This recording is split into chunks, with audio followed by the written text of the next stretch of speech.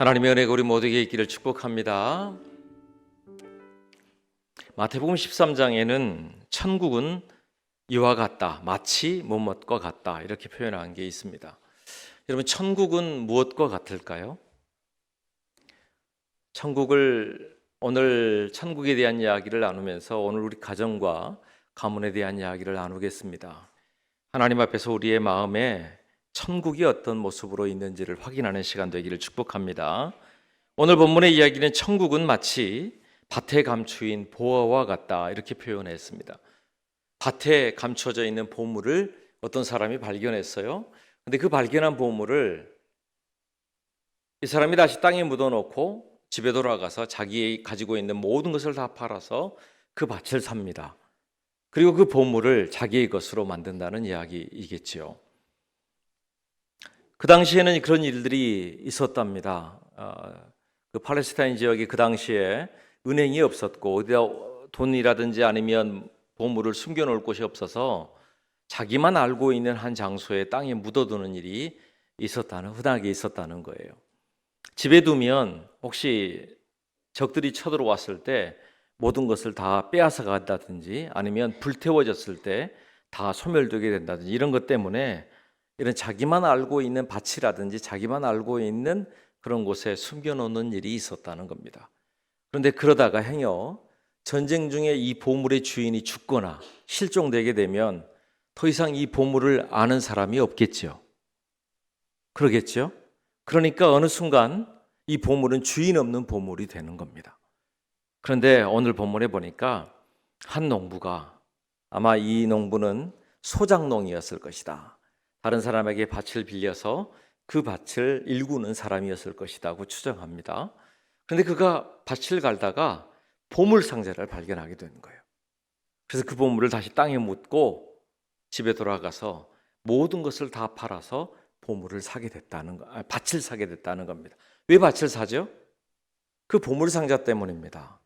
그 보물 상자를 발견하였으니 내가 이것을 모두 내 것이 되게 하리라, 그 마음을 가지고 다 샀다. 우리 아이들 찬송가에 보면 집에 돌아가서 냉장고까지 다 팔아서 그 밭을 샀다 이렇게 이야기하잖아요.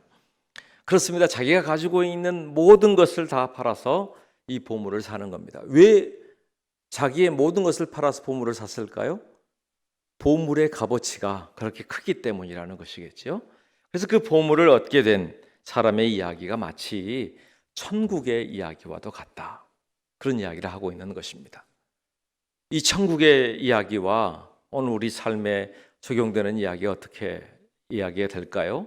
설날 사랑하는 가족들을 만날 때 우리가 어떤 모습이고 어떤 마음으로 준비되어야 될 것인가, 날마다 숙제처럼 복음을 들고 가야 하고 또 복음을 증거해야 된다는 이야기를 하겠습니다만, 숙제가 아니라 오늘은 우리의 사명이 되어 증거되기를 원하는 마음으로 함께 또한 이 말씀을 나누고자 합니다. 그래서 우리에게 주신 첫 번째 메시지는요, 천국은 삶의 현장에서 예수님을 만나야 된다는 것입니다. 인생에서 예수님을 만나는 것, 그것이 천국을 소유하는 방법입니다. 바로 이 천국을 얻을 수 있는 방법이 예수 그리스도를 통하여서만 가능하기 때문입니다. 왜냐하면 예수님을 만난 사람에게만 우리 인생의 가장 큰 화두가 되었던 우리의 심판, 우리의 죽음과 그다음에 죽음 이후의 세계가 해결될 수 있는 것이고, 죄의 문제가 해결될 수 있는 것이고, 이사야 53장에 기록된 말씀처럼 예수님의 찔리심이 우리의 허물 때문이고 상함은 우리의 죄악 때문이고, 그가 징계를 받음으로 우리는 평화를 누리고 그가 채찍에 맞음으로 우리가 나음을 얻었다. 다시 말하면 우리가 상처나고 찢기고 병들고 연약한 것들에 대한 해답도 예수님을 만나는 자리에, 그 자리에서만 해답을 얻을 수 있다라고 하는 것을 말하는 겁니다. 요한계시록에 보면 천국은 눈물이 없고 고통이 없는 곳이라고도 이야기했습니다. 우리의 인생에 눈물밖에 없고 고통스러운 이 인생의 끝자락에서 영원한 하나님의 나라, 곧 천국이 우리에게 주어질 것임에 대한 약속을 성경은 분명히 말하고 있다는 것입니다. 저는 이 천국에 대한 이야기가 바로 오늘 우리 가정에 주시는, 설날 우리에게 주시는 사명의 이야기라고 나누고 싶습니다. 사랑하는 여러분, 천국을 얻게 되길 축복합니다. 천국을 소유하고 있나요? 여러분, 가족들이 많이 만났잖아요. 가정을 가리켜서 작은 천국이라고 말하는데 여러분의 가정은 천국인가요? 이번 설날 여러분 천국과도 같은 시간을 보내고 계신가요? 처음에는 반갑고 좋은데 그 안에서 이상하게 모르는 여러 가지 상처들이 있고 또 아픔들이 있고 또 헤어지고 나서는 서운한 마음도 있지만 또 여러 가지 삶으로 돌아가다 보면 우리가 해결되지 않는 여러 일들을 우리가 발견하게 됩니다. 그렇다면 오늘 우리가 어떻게 하면 우리 삶의 이 천국의 일을 우리 가정에, 우리 가문에 나눌 수 있을까? 단호하게 한 가지 이야기를 할 수 있습니다. 예수 그리스도를 영접하여야 가능한 일입니다. 예수님을 만나야 가능한 일입니다. 이 땅에 사는 동안에 다 해결되지 못한다 할지라도 우리의 삶은 천국을 향해 가야 하고 갈 수 있고 그리고 그곳에서 얻을 수 있는 유일한 방법은 바로 예수님을 통하여서만 가능한 일이라고 말하고 싶은 겁니다. 천국은 마치 밭에 감추인 보화와 같으니 사람이 이를 발견한 후 숨겨두고 자기의 소유를 다 팔아 사게 되었다. 감추인 보화, 왜 보물을 감추인 것이라고 이야기했는가? 성경학자들은 말하기를 이 보물이 누구나에게 다 있는 보물이 아니라는 거예요. 주어진 바로 그 사람에게 주어진 보물이고 이 보물은 다름 아닌 예수 그리스도라고 하는 사실을 가르쳐주고자 하는 겁니다. 복음입니다. 주 예수를 믿으라 그리하면 너와 내 집이 구원을 얻으리라는 약속입니다. 그 약속이 주어진 그곳에서 마치 보물을 발견하는 것과 같다. 이 보물은 무엇을 의미하느냐 하면 사람이 가질 수 있는 가장 큰 가치, 가장 부여하는 가장 큰 것, 가장 소중한 것을 표현할 때 이 보물이라는 표현을 썼고 그리고 이 보물은 마치 천국과도 같은 것을 말하는 것이다. 그렇게 해석할 수 있을 것입니다. 오늘 우리 삶에도 설날 맞이하면 이런 이야기를 많이 하잖아요. 새해 복 많이 받으세요. 그런 이야기를 하죠. 새해 복 많이 받으라. 이 복이 무엇인가? 이 복은 하나님으로부터 온 복이어야만이 우리 삶에 어떤 것이든지 그 복이 될 수 있다고 말하고 있는 것입니다. 이 반대로 말하면요, 우리가 왜 행복하지 못할까? 왜 복을 받지 못할까? 생각해 보면 아까 처음 이야기했던 것처럼 우리 안에 상처를 해결할 답이 없습니다. 이 세상에 사는 여러 가지 돈 문제, 또 가정의 문제, 자녀들의 문제들을 해결할 방법이 우리의 손에 없습니다. 가족들이 모여서 잠시 인사를 나누지만 그 속에서 가지고 있는 여러 가지 속에 골마 있는 그 병들고 연약한 것들을 해결할 수 있는 방법이 우리에게는 없습니다. 그러니 그 안에서 해답을 얻을 수 없고, 그러니 서로 안에 진정한 복을, 축복을 나눌 수 있는 방법이 없다는 사실을 말해주고 있는 거예요. 그럼에도 불구하고 오늘 본문이 말하고 있는 천국, 그것은 마치 일상의 삶 가운데 열심히 일하고 있는 그곳에서 어느 순간 그의 인생을 바꾸어 버린, 이 농부의 삶을 바꾸어 버린 보물을 찾아내는 것처럼 예수 그리스도를 영접하는 것이 바로 우리의 영혼과 우리의 인생과 우리의 삶을 바꾸어내는, 아니 죽음과 그 다음 우리의 죽음 이후의 심판까지도 바꾸어내는 유일한 한 가지 방법이 있으니 바로 보물이신 예수 그리스도와 만나는 것이요, 예수님을 영접하는 것이라고 말하고 있는 것입니다. 너무 당연한 일을 말하는 것입니까? 예, 당연한 일입니다. 그러나 여기서 시작되지 않으면 진정한 우리 삶에 주시는 복을 누릴 수 없다고 여겨졌기 때문에 오늘 예수 그리스도 안에서의 주님과의 동행하는 이 복을 선포하고자 합니다. 창세기 12장 2절에 내가 너로 큰 민족을 이루고 내게 복을 주어 내 이름을 창대하게 하리니 너는 복이 될지라. 너를 축복하는 자에게는 내가 복을 내리고 너를 저주하는 자에게는 내가 저주하리니 땅의 모든 족속이 너로 말미암아 복을 얻을 것이니라. 누구에게 주신 말씀이죠? 아브라함에게 하신 말씀입니다. 아브라함에게 하나님께서 내가 너를 선택했고 그래서 너를 통하여 이 한 사람, 실은 사람들이 아무도 몰랐을 그때에 하나님께서 이 사람을 선택해서 뭐라고 하느냐면 네가 복이라고 선언해 주셨고, 그리고 너로 말미암아 복을 얻게 될 것이라고 선포하셨어요. 예수님을 믿는 한 사람, 여러분 우리가 왜 가서 예수님을 제대로 증거하지 못하는가 하면 내가 믿는 예수님에 대하여 어떤 예수님인지에 대한 분명한 확실이 없기 때문 아닙니까? 마치 아브라함처럼 하나님이 나를 선택하셨고 나를 부르신 것은 내가 복이 되고 그리고 나를 통하여 복의 통로가 열릴 것이라고 하는 믿음이 확신이 된다면, 그렇다면 우리는 예수님에 대한 이야기를 말하게 될 거예요. 가장 좋은 것 주고자 하는 마음들을 우리 속에서 품게 하여 주실 것이라는 것입니다. 그런데 막상 가장 다른 사람들에게 말고 가족들 앞에서 예수님을 증거하지 못하는 이유가 뭐냐 하면 그 앞에 서면 내 연약함이 먼저 들춰질까 봐, 내 부족함이 먼저 보일까 봐, 내 삶을 뻔히 알고 있는 우리 가족들 앞에서 예수님 믿으라고 내가 제대로 말하지 못하는 여러 가지 연약한 일들을 내가 들킬까 봐, 그런 생각들이 우리 속에 있지 않습니까? 그런데 잘못 생각하는 거예요. 우리가 분명히 알아야 될 것은 내가 모든 것을 다 팔아 내가 살 만큼의 가장 소중한 것이 예수 그리스도를 믿는 믿음이라고 확신한다면 가장 소중한 이 보물을 함께 나누고 증거해 주어야 될 것이 가족이라고 하는 것일 것입니다. 제가 해마다 연초가 되어지면 기도 제목들을 받지 않습니까? 올해도 제가 받았는데 올해도 여전히 기도 제목 하나 중에 가장 마음이 가는 것이 있었어요. 그것은 고향에 계신 부모님을 향한 기도였습니다. 우리 어머니, 우리 아버지가 예수님을 영접하게 해주십시오. 그리고 하나님의 나라를 소망하며 살게 해주십시오. 오늘 우리가 하나님 앞에서 그런 소원이 우리 속에 있는가? 아니, 언젠가는 되겠지요. 언젠가는 예수님 영접하겠지요. 기회가 있겠지요. 그렇지 않습니다.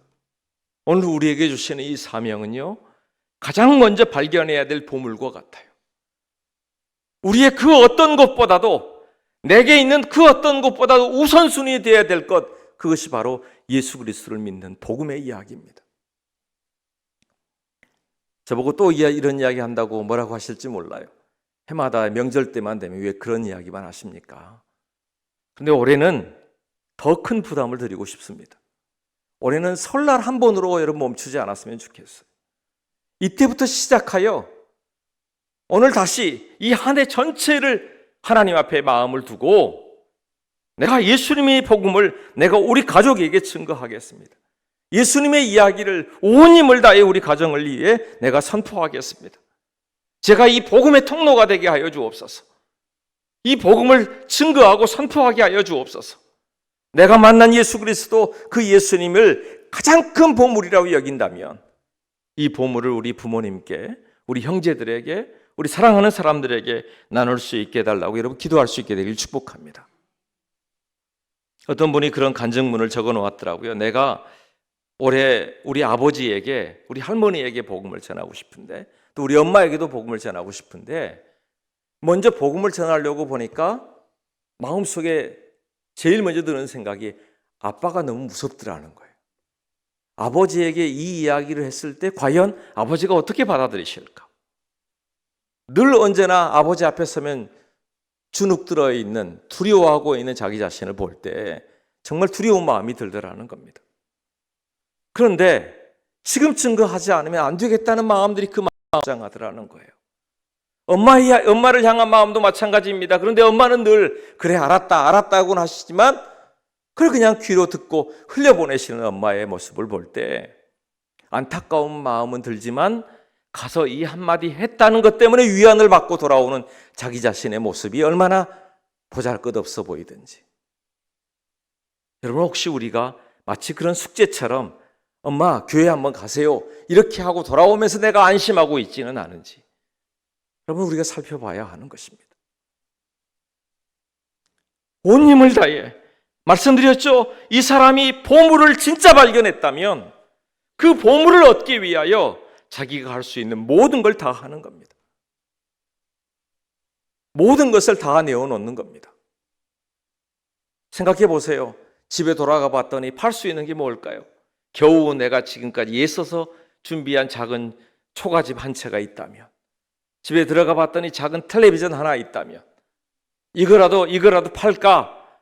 저것이라도 팔까? 생각해 봤더니 이것은 이래서 못 팔고 저건 저래서 못 팔고, 그러면 그 밭을 살 수 없는 거예요. 왜 그 가지고 있었던 모든 것을 내어놓는다고 이야기할까요? 이 보물의 값어치가 더 크기 때문이에요. 마찬가지입니다. 오늘 우리가 복음을 전하는 일에 온 힘을 다해야 된다고 하는 건 다른 게 아닙니다. 이 예수 그리스도의 복음을 증거하고 나누는 일이 내게 있어서 가장 큰 일이 된다면, 그렇다면 그 다음에 온 힘을 다해서 복음을 증거하고 나누는 일에 힘을 다할 것입니다. 예수님께서 그 본을 먼저 보여주셨지요. 예수님께서 십자가를 지심으로 하나님이신 그분이 인간의 몸을 입고 이 땅에 오셨고, 그리고 인간의 몸을 입고 오신 예수님께서 십자가에 못 박혀 죽으시면서 당신의 모든 것을 주셨어요. 그리고 오늘 우리에게 말씀하시기를 네가 내게 보물이다. 그래서 내가 너를 얻기 위하여 생명을 주었다. 십자가에 못 박혀 죽었다고 오늘 우리에게 선언하고 선포하고 계시는 것입니다. 그 예수님을 내가 영접하게 된 거예요. 잘 들여다보세요. 내가 사랑하는 가족들, 우리 가문에, 내 형제에게, 그리고 내 친구들에게, 내 삶에 정말 가장 중요한 게 뭔지, 온 힘을 다해 가장 중요한 게 무엇인지, 정말 그런 간절한 마음이 내게 있었는지. 아브라함이 부지 중에 천사를 만나서 하나님을 만나고 소돔과 고모라 성이 심판을 받고 이제 멸망한다는 소식을 듣죠. 그때 아브라함이 그 앞에서 온 힘을 다해 중보하죠.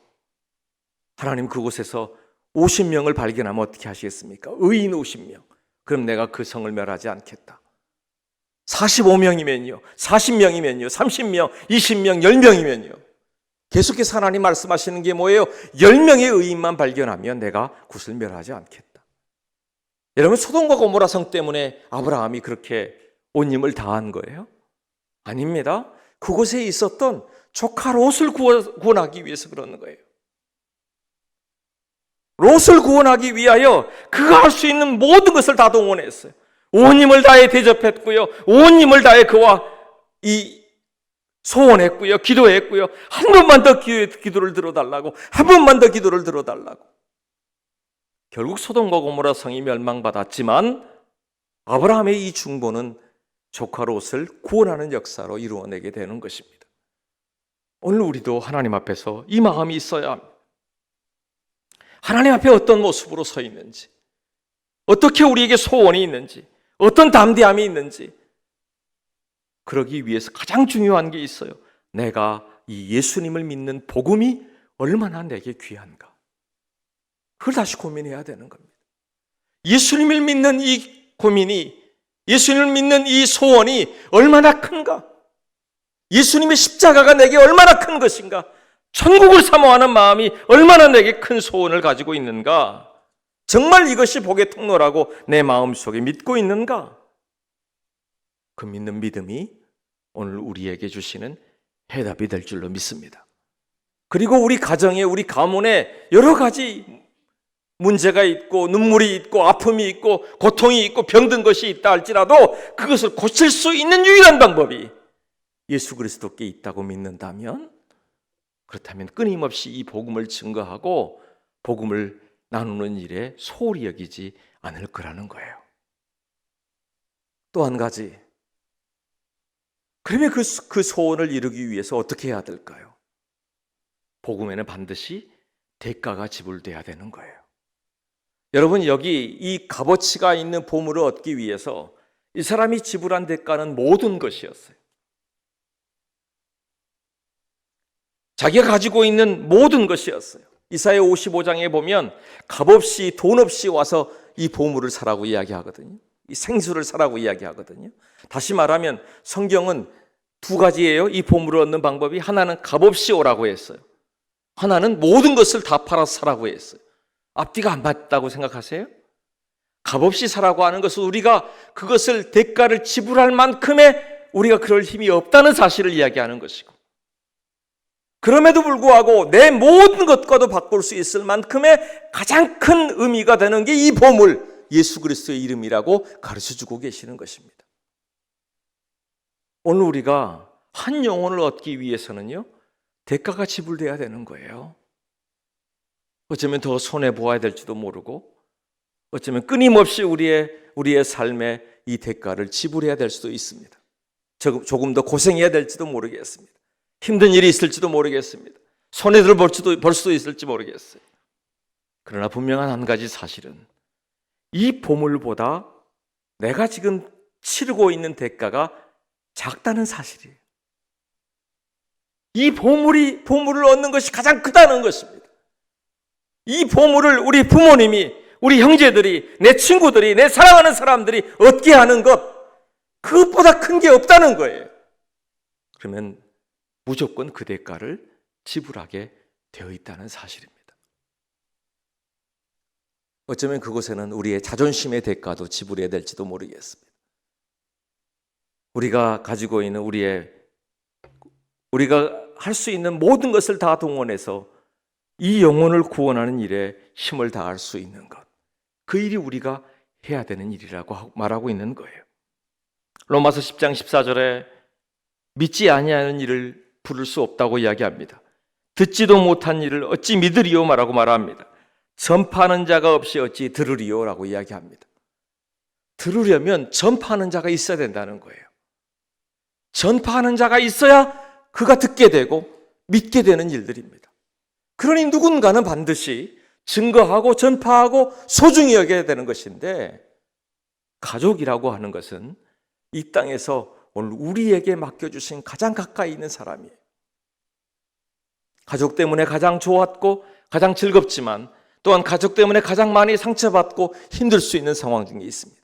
그런데 이 모든 것을 다 바꾸어낼 수 있고, 그리고 그것을 역전시킬 수 있는 방법이 무엇이냐?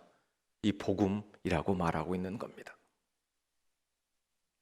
창세기 26장에 보면 이삭이 나오죠.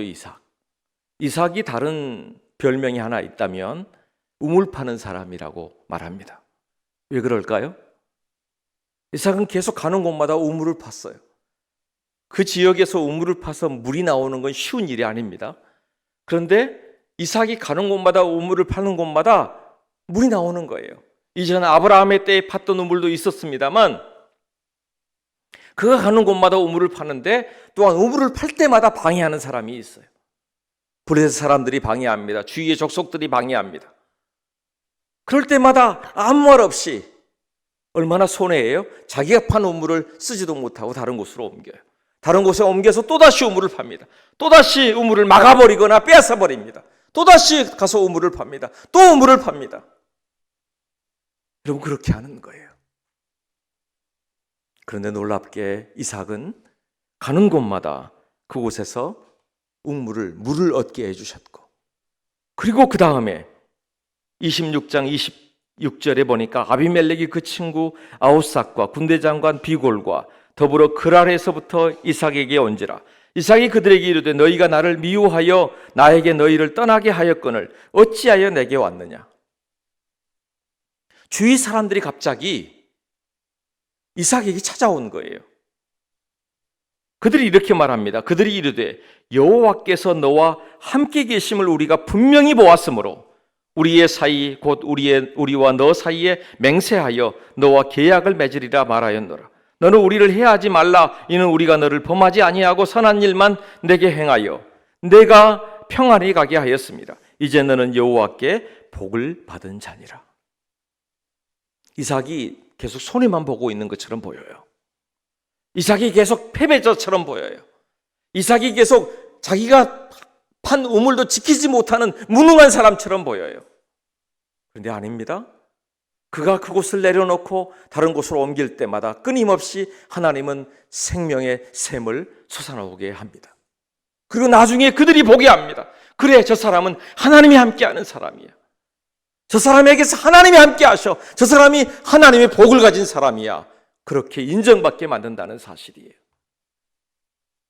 그러기 위해 끊임없이 어쩌면 이삭은 손해 보는 자가 되었습니다. 저는 우리 마음에 그런 마음이 있었으면 좋겠어요. 이렇게 명절 때 한번 가서 예수님 믿으세요 이야기하는 것보다 지금부터 우리의 마음의 소원을 시작하세요. 그리고 이 한 해 내내 할 수 있는 대로 또다시 우물을 파듯이 또다시 남들이 섬기지 못했던 그 일들을 계속해서 섬겨보세요. 그리고 올해 추석에는 그 영혼이 하나님 앞에 나오는, 하나님 앞에 서는 그 소원을 품고 그렇게 이삭처럼 마음을 다해서 하나님 앞에 소원을 품고 가져갔으면 좋겠다 하는 생각이 들어요. 여러분, 예수님 믿는 것 때문에 말이나 행동이나 우리의 삶의 일들이 여러 가지 어려운 일들이 많잖아요. 그렇죠? 가정에 가서도 하고 싶은 말 많은데, 근데 요즘에는 하고 싶은 말 다 한다 그러더라고요. 그런데 잘 생각해 보세요. 적어도 그리스도인들이 치러야 될 대가가 무엇인가? 거창한 대단한 일이 아니어도 내 마음의 생각들과 그리고 내 마음에 밀려오는 여러 가지 일들과 계속해서 나는 싸워야 할 것이고, 그리고 내뱉고 내어놓고 고백하고 하는 일들은 어쩌면 우리가 치러야 될, 보물을 얻기 위하여 치러야 될 영혼의 대가일 수 있다는 사실 말입니다. 제가 이번에 쇼츠라고 그래서 이렇게 넘기면서 짧은 거 있잖아요. 뭐 1분이나 이 정도밖에 되지 않는 거 보다가 제가 재밌는 거 하나를 발견했어요. 사람들을 대할 때, 뭐 부부가 대해질 때, 또 친구를 만날 때 들숨과 날숨의 법칙이 있다. 여러분 들어보셨어요? 그거 보고 제가 그렇다 하는 생각이 들었거든요. 알겠어라고 하는 대답을 할 때, 알겠어 그 할 때 날숨은요, 알겠어 이렇게 말하는 것과 들숨은 알겠어 그렇게 말하는 것은 다르다는 거예요. 똑같은 알겠다고 해도. 그렇게 들리나요? 다시 한번 우리도 해볼까요? 한번. 자, 들숨을 들이쉬면서 알겠어 한번 해보겠습니다. 시작. 자, 다 같이 한번 알겠어. 한번 내뱉으면서 해볼까요? 알겠어. 똑같이 알겠다는 이야기를 하는데도요, 들이쉬면서 하는 것과 내뱉는 것이 다르다고 이야기하잖아요. 어쩌면 우리가 어떤 반응을 하고 있는가에 대한 짧은 이야기 속에 참 다 들어있는 거라는 생각이 들었어요. 우리에게 다가오는 그 똑같은 상황인데 그것을 나는 어떻게 반응할까? 어떤 대가를 지불할까? 어떤 대가를 치를까? 우리 마음에 그냥 우리 마음의 소원을 품고 그래 복음을 전해야 되겠다 이 정도로 끝나는 게 아니라 그 보물을 얻기 위해 집에 돌아가 자기의 소유를 다 팔아 그 밭을 샀다고 말하는 것처럼 사랑하는 영혼을 얻기 위하여 오늘 우리의 마음을 다하여 그곳에 있게 되기를 축복합니다. 우리가 대가를 지불할 준비가 되어지기를 축복합니다. 그곳에서 하나님이 발견하게 하시는 이 영혼 얻기 위하여, 예수님을 전해주기 위하여, 예수님 증거하기 위하여 오늘 우리가 치러야 될 대가들을 한번 생각하고, 그것이 이번 설 한 번이 아니라 설이 시작이 되어져서 이 한 해 우리의 마음에 한 영혼이라도 품고 하나님 이 영혼 구원하게 하여 주옵소서, 이 영혼을 얻게 하여 주옵소서, 이 영혼이 살아나게 하여 주옵소서, 그런 마음이 우리 속에 준비되기를 축복합니다. 말씀을 맺겠습니다. 제가 왜 이 이야기를 다시 꺼내는가 하면 언제나 우리 가족이라고 하는 것이 부모님이 계시고 또 우리 형제들이 있고 우리의 자녀들이 있어요. 그런데 결국 우리의 마지막에 남아있는 숙제는 다른 게 아니더라고요. 장례식장에 가보면 딱 두 가지 반응밖에 없어요. 그리스도인이라면 한 가지는 내가 온전히 복음을 증거하지 못했습니다 라고 하는 가슴 아픈 마음들 하나, 또 하나는 그래도 예수님을 영접하고 하나님 부르심 앞에 갔습니다 라고 하는 안도하고 또 평안하고 쉼을 얻는 그 마음 하나, 이 두 가지뿐이더라고요.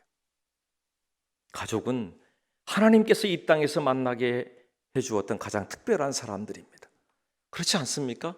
온 세계의 그 많은 사람들 중에 우리가 가족으로 만나게 하셨어요. 그렇다면 우리에게 저 멀리 있는 선교지가 아니라 우리 가장 가까이에 있는 우리의 선교지는 우리 가정입니다. 가장 가까이에 있는 우리 사랑하는 사람들입니다. 가장 가까이에 있는 우리의 친구들일 수 있습니다. 친척들일 수 있습니다. 우리의 형제들일 수 있고 우리의 부모님일 수 있고 우리의 자녀들일 수 있습니다. 정말 예수 그리스도의 보물을 얻게 되는 소원이 그냥 지나쳐가는 한 번의 소원이 아니라 우리의 마음 중심의 소원이 되기를 축복합니다. 그리고 그 일을 위하여 대가를 지불할 마음을 준비하십시다. 그래서 이 영혼 주여 얻게 하여 주옵소서. 예수 그리스도를 영접하고 천국의 소원과 소망을 갖게 하여 달라고 우리의 기도가 우리의 소원이 시작되기를 축복합니다. 기도하겠습니다.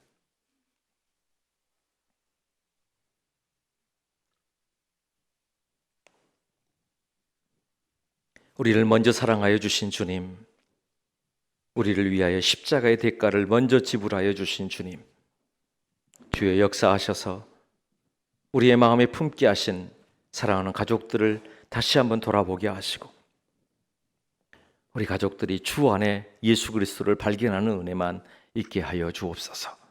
주와 동행하도록 역사하여 주시옵소서. 우리의 마음의 소원이 그냥 넘기는 것으로 포기하는 마음이 아니라 주님 앞에서 이 소원을 품고 주와 동행하도록 이 한 해 가장 큰 소원이 되도록 역사하여 주옵소서. 예수님의 이름으로 기도드립니다. 아멘.